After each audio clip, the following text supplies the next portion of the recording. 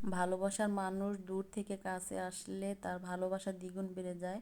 আসসালামু আলাইকুম, ওয়েলকাম জানাচ্ছি আমার পেজের সকল ভালোবাসার মানুষদের। আমার বান্ধবী সন্ধ্যা 7টা বাজে আমার সাথে দেখা করতে আসছিল। সে আমাকে বলল আমার চুলটা একটু কাল করে দাও। আমি বললাম যে না, আসো একটু আয়রন করে দেখি তোমার চুল কেমন হয়। তার চুল ছিল অনেক কার্লি, আরও ছিল কালার দেওয়া। আমি তার চুল যখন একটু আয়রন করে দিলাম, তার সোজা চুল দেখে তো একদম পাগল হয়ে গেল আর বলল যে আমার চুল এখনই তুমি রিবন্ডিং করে দাও। কি করব, যেই কথা সেই কাজ। সন্ধ্যা 7টার পরে শুরু করলাম তার চুলের কাজ, আর প্রায় 3টা বাজলো চুলের কাজ শেষ করতে। ফার্স্ট মেডিসিন দিয়ে তার চুল বুজে আমি মেডিসিনটা রাখলাম।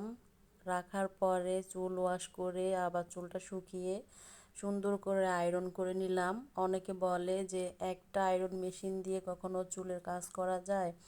আরে ভাই, যে পারে সে সব সময়ই পারে। আমারও তো 2-3টা আয়রন মেশিন, কিন্তু আমি একটা দিয়েই কাজ করি। কখনো 2টা দিয়ে ভাব দেখাই না যে এভাবে আমি আয়রন চুলে দিয়ে আমি চুলের কাজ করতে পারি। যাই হোক, এই তো তার চুল কিন্তু আয়রন করতে করতে রাত 12টাই বাজলো আর কি।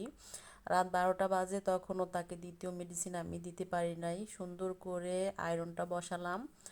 এই তো আয়রন বসানোর পরে মাশাল্লাহ দেখলেই কিন্তু বোঝা যায় যে তার চুলটা হয়ে গেছে। আর আমি প্রায় চুলেই দ্বিতীয়বার টানি না, আলহামদুলিল্লাহ।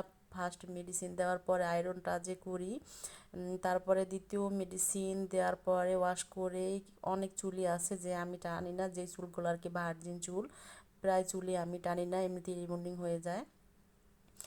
আর একটা বিউটিশিয়ান কখনোই চাবে না যে তার পার্লার থেকে একটা ক্লায়েন্ট মুখ ভার করে বের হয়ে, সে চাবে যে আমার ক্লায়েন্ট পার্লার থেকে হাসি মুখ নিয়েই বের হয়ে যাক। এই তো আমার ক্লায়েন্টের ফাইনাল লুক, আলহামদুলিল্লাহ। তার চুল অনেক সুন্দর হয়েছিল, সেও কিন্তু অনেক খুশি ছিল। আপনারা সবাই বলবেন যে কেমন হলো তার রিবন্ডিং করা। সবাই ভালো থাকবেন আর আমার জন্য দোয়া করবেন। অবশ্যই আমার পার্লারে আসবেন। আমার পার্লারটি রাজর থানা, শাখারপাড় গ্রাম, মাদ্রাসা মোড়। এই তো, সবাই ভালো থাকেন আর এরকম সার্ভিস নিতে হলে আমার পার্লারে আসবেন। আল্লাহ হাফেজ।